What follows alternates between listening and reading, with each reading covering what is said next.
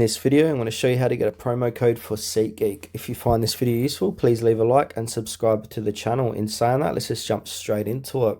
Alright, on my mobile device, I'm going to open up any web browser, head on over to Google and type in promo code for SeatGeek.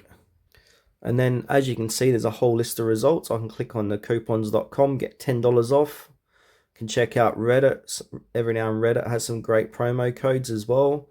Realtime, Coupon Follow, Shopper.com. But for this demonstration, I'm going to use SeatGeek promo codes from Coupon Follow, $10 off. So to activate any one of these codes, simply click onto it. So $10 off tickets. And here's the code here. So what you want to do is click on the copy button. And then at the checkout section of SeatGeek on your order, look for where it says enter promo discount code and paste this code in to activate your $10 off your tickets. Or alternatively, you can click on redeem at SeatGeek and it'll activate that offer for you automatically.